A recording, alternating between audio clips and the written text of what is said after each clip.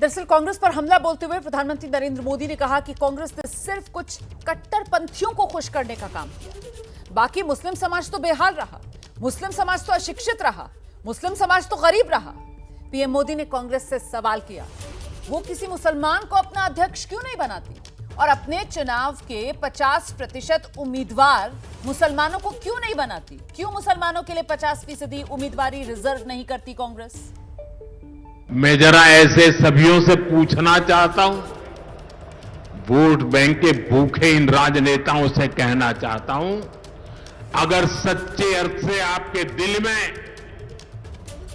मुसलमानों के लिए थोड़ी भी हमदर्दी है तो कांग्रेस पार्टी अपने पार्टी के अध्यक्ष मुसलमान को बनाए। क्यों नहीं बनाते भाई? संसद में टिकट देते हैं, 50% मुसलमानों को दो, जीत करके आएंगे तो अपनी बात बताएंगे। लेकिन ये नहीं करना है, कांग्रेस में तो कुछ नहीं देना है। देश के नागरिकों के अधिकारों को छीनना और देना, इनकी नीयत किसी का भी भला करने की कभी नहीं रही, मुसलमानों का भला करने की भी नहीं रही।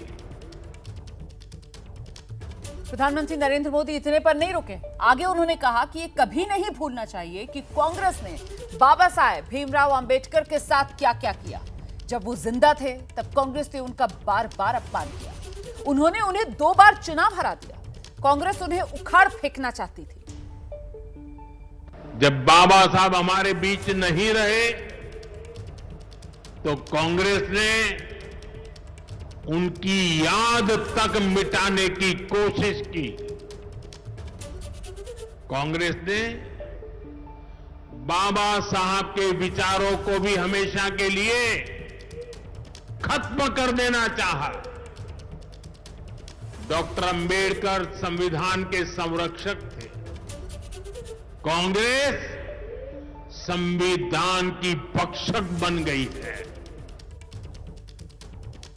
और आइए इसी पर जरा बात कर लेते हैं। 2 खास मेहमान इस वक्त हमारे साथ मौजूद हैं। राजनीतिक विश्लेषक हैं दोनों, अश्विनी शाही हमारे साथ जुड़े हैं और साथ ही सैयद जवाद को आप देख रहे हैं हमारे साथ मौजूद है। मैं सैयद जवाद का रुख करती हूं। पहले सैयद जवाद, प्रधानमंत्री नरेंद्र मोदी का ये संबोधन, कांग्रेस का जो मुस्लिम प्रेम है, मुसलमानों से कांग्रेस की मोहब्बत, उसी की पोल खोल दी प्रधानमंत्री ने।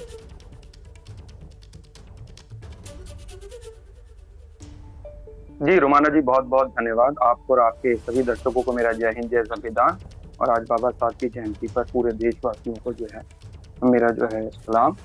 देखिए क्या है, माननीय प्रधानमंत्री जी को लगातार मुसलमानों का आज भी टारगेट करा। वो भूल गए कि शायद कांग्रेस के राष्ट्रीय अध्यक्ष जो हैं मौलाना अबुल कलाम आजाद भी रह चुके हैं, वो एक मुसलमान थे। तो तारीख जो है वो मुझे लगता है कि लोगों को पढ़ना चाहिए। लेकिन आज दिल्ली प्रधानमंत्री जी को जब मैं सुन रहा था तो मुझे 2 चीजें नजर आई। एक वो चीज नजर आई, उनका वक्त के अंदर भू माफिया बैठे हुए हैं। तब के खुद भारतीय जनता पार्टी ने बहुत से ऐसे लोगों को टिकट दे रखा है जिनके ऊपर भू माफिया होने के आरोप लगे हुए। आप लिस्ट उठा के देख लीजिएगा, चाहे आप विधानसभा उत्तर प्रदेश की देख लीजिएगा, कितने विधायक ऐसे हैं जिनके ऊपर जो है इस तरीके के आरोप लगे हैं। और सेंटर के अंदर बहुत से ऐसे सांसद हैं भारतीय जनता पार्टी के ऊपर जिनके ऊपर ये आरोप लगे। दूसरी सबसे बड़ी बात कहूँ, खासतौर से मुसलमानों के मुतालिक से बात कहूँ, तो आदरणीय प्रधानमंत्री जी को और पूरी भारतीय जनता पार्टी और संघ के लोगों को ये समझना चाहिए कि मुसलमान एक जिंदा कौम है। वो ठीक है, अशिक्षित रह गई है, लेकिन वो अपने सही और गलत का फैसला करना जानती है।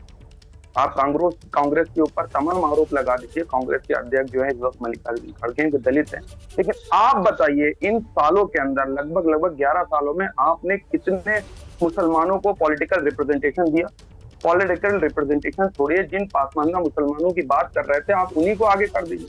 आप बताइए कि आपने माइनॉरिटीज के लिए क्या करा? जो माइनॉरिटीज को मिलने वाला बजट है वो लगातार कम होता रहा। 11 सालों में माइनॉरिटी का बजट कितना बना है ये बता दीजिए। मैं जवाब लेती हूं। जितने भी हिंदुस्तान के मुसलमान हैं अश्विनी साल शाही में जी, 1 रुपए, ठीक है, साल में ठीक है। 1 से 1.5 रुपए उनकी शिक्षा के ऊपर खर्च होता है पूरे एक साल में। अश्विनी शाही जी, आपने सुना सही जवाब कह रहे हैं कि ठीक है कांग्रेस से सवाल पूछ रहे हैं लेकिन अपना हिसाब तो दे दें। और जो कांग्रेस को चुनौती दी जा रही है कि साहब आपने अपना पार्टी का अध्यक्ष मुसलमान को क्यों नहीं बनाया, उन्हें बना दीजिए, मुसलमानों को 50% आप टिकट दे दीजिए ताकि वो सदन में आकर फिर अपनी बात सही तरीके से रख पाए, तो फिर बीजेपी, सवाल तो फिर यही बीजेपी से भी पूछे जाएंगे ना सर। अश्विनी जी जी, रोमाना जी, बाबा साहब की जयंती पर आपको और पूरे देशवासियों को हार्दिक बधाई, शुभकामनाएं। देखिए, माननीय प्रधानमंत्री जी ने कांग्रेस के धागे खोले, लेकिन दर्द जो है हमारे जब्बार भाई टाइप जो मुसलमानों के हमदर्द और मसीहा बनते हैं, दर्द यहाँ होता है। यही कारण है, यही समझाना चाह रहे थे माननीय प्रधानमंत्री जी कि कांग्रेस ने मुसलमानों को कुछ नहीं दिया। अगर दिया होता तो वो पंचर न था, अगर उनकी शिक्षा पे खर्च किया होता।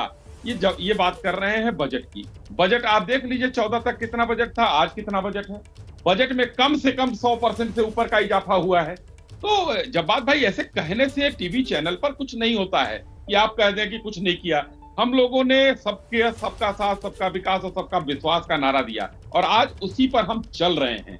आज हमारी जो परिस्थितियां हैं, हम अपने पसमानदा भाइयों के लिए कुछ भी काम करने के लिए एकदम कृत संकल्प हैं, दृढ़ संकल्पित हैं। माननीय प्रधानमंत्री जी हर बात में उनको अपने भाइयों की याद आती है, चाहे 140 करोड़ में हिंदू, मुस्लिम, सिख, ईसाई जो भी हो।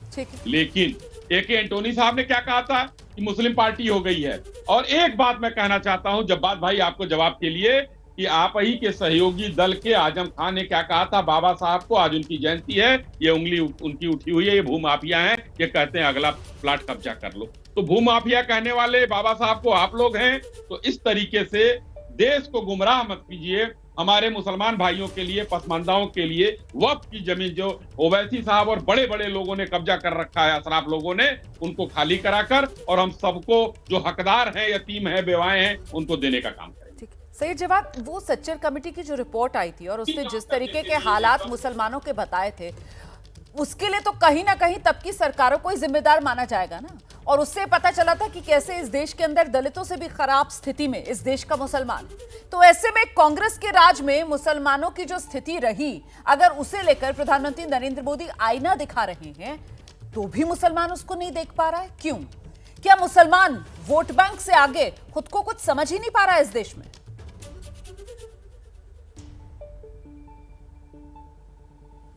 नहीं, मैंने रुमाना आपसे बिल्कुल साफ अल्फाजों से कहा कि मुसलमान, इस देश का भारतीय मुसलमान एक जिंदा कौम है। वो अपने सही और गलत का फैसला जानता है। शिक्षा की कमी जरूर हो सकती है लेकिन वो नादान नहीं है। दूसरी सबसे बड़ी बात सर, पॉलिटिकल रिप्रेजेंटेशन आप जब ये कहते हैं कि साहब जिंदा कौम है, ये बातें सुनने में अच्छी लगती हैं, ये बड़ी बड़ी बातें हैं, लेकिन इन बातों में दम नजर नहीं आता है ना। जिंदा कौम है, अपना अच्छा बुरा जानता है, जिंदा कौम, अपना अच्छा बुरा जानने वाली कौम। इस हालत में होती है ऐसी कौमें, इस हालत में होती है ऐसी कौमें कि देश में सबसे पिछड़ कर रह गई ये कौम। इस हालत में होती है ऐसी कौमें कि सबसे अशिक्षित है ये कौम। इस हालत में होती है कौमें कि कोई भी आकर इस कौम को बेवकूफ बना दे और उसको सिर्फ और सिर्फ वोट बैंक तक महदूद कर दे, सीमित कर दे। ये होती है जिंदा कौमें। सैयद जवाद,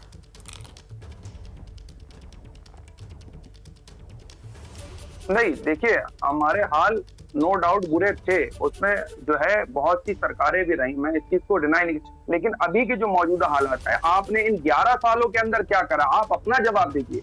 आपने तो पॉलिटिकल रिप्रेजेंटेशन जो है बिल्कुल दीवार से यहाँ के मुसलमानों को लगा दिया। आए दिन यहाँ के खुद भारतीय जनता पार्टी के मुख्यमंत्री, मंत्री ऐसी ऐसी भाषा बोल रहे हैं, ऐसा बिल्कुल खुला ऐलान जंग है मुसलमानों के खिलाफ। एक तरीके से आप सामाजिक तौर पे मुसलमानों को और पीछे धकेलते चले जा रहे हैं, शैक्षणिक तौर पे मुसलमानों को बिल्कुल पीछे तोड़ते चले जा रहे हैं। जो आर्थिक तौर पे मुसलमान थोड़ा थोड़ा उगला था या बड़ा था, उसको आप बिल्कुल पीछे सकाते चले जा रहे हैं। कांग्रेस के दौर में, मनमोहन सिंह के मैं दौर की बात करता हूँ, कितनी जो है मुस्लिम यूनिवर्सिटीज और कितनी माइनॉरिटीज यूनिवर्सिटीज को अनुदान दिए गए हैं, कितनी डीम यूनिवर्सिटीज खुली गई। आप पूछिए भारतीय जनता पार्टी से, जो मौलाना आजाद स्कॉलरशिप थी और जो मुसलमानों को मिलने वाली स्कॉलरशिप थी, वो तक इन्होंने खत्म कर दी है। क्या ऐसी मजबूरियां रह गई? और अल्पसंख्यकों की बात कर रहे हैं, मुसलमानों की, पसमानदा मुसलमानों की बात कर रहे हैं, तो आप बताइए 2002 के गुजरात दंगों के लिए आदरणीय प्रधानमंत्री जी ने नहीं कहा था कि मोटर के पहिए के नीचे अगर कुत्ते का बच्चा भी आ जाए तो तकलीफ होती है?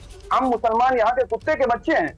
ये आप भूल गए आदरणीय प्रधानमंत्री जी का वो स्टेटमेंट, हम नहीं। मुसलमान यहाँ के कुत्ते के बच्चे हैं, ये आपने समझ रखा है। आज भी आपका फ्रस्ट्रेशन नजर आ रहा है, आप भूल गई होंगी, हम नहीं भूले वो स्टेटमेंट। नहीं, मैं हम कुछ नहीं अपनी कह रही कौम सर को, आपको अपने भूलने लोगों को। को याद दिलाते रहेंगे आप कि बिल्कुल क्या सर, कहा गया आप हमारे बिल्कुल लिए। याद हम रखिए नहीं सर, भूलेंगे। आप याद दिलाइए। लेकिन मैं बस अपने दर्शक को ये बताना चाहती हूँ कि यहाँ जो याद रखा जाता है और याद दिलाया जाता है, उसके पीछे कहीं ना कहीं एक राजनीतिक सोच होती है, एक राजनीतिक नजरिया होता है। और आप जो राजनीतिक चश्मा लगाते हैं ना सर, फिर आप अपनी यादों को उसी राजनीतिक नजरिए के रंग में रंग कर देखते हैं और आगे उसको फैलाने का काम करते हैं। मुझे लगता है एक न्यूट्रल एंकर के तौर पर ये मेरी जिम्मेदारी है कि मैं अपने दर्शक को ये बात बताऊं। तो सर आप स्वतंत्र हैं, आप किसी भी तरीके से उस बयान को देखिए, उस बयान को याद रखिए, उस बयान को लोगों तक ले जाने का काम कीजिए। लेकिन मैं ये कहना चाहती हूं सर कि आप लोग सीमित दायरे में ही चीजों को देखते हैं। आप लगातार 11 साल में क्या हुआ, मुसलमानों की ये इंस्टीट्यूट बंद कर दिए, वो इंस्टीट्यूट बंद कर दिए, लेकिन आंकड़े तो सर ये भी बताते हैं ना कि किस तरीके से पिछले 11 साल में इस देश के अंदर जितनी योजनाएं चली,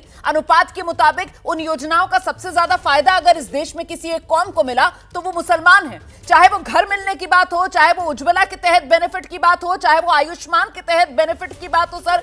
और जो आंकड़े सामने निकल कर आए सर, गरीबी के कुचक्र से बाहर निकलने में भी अगर कोई तेजी से आगे बढ़ा है तो वो मुसलमान है। आर्थिक तरक्की इस देश में पिछले 11 साल में अगर किसी एक समुदाय ने की है तो वो मुसलमान है। और ये मुसलमान का हाल पिछले 11 साल में सर उसी मोदी राज में है जिस मोदी राज को पानी पी पी कर कोसने का काम आप लोग लगातार करते हैं सर।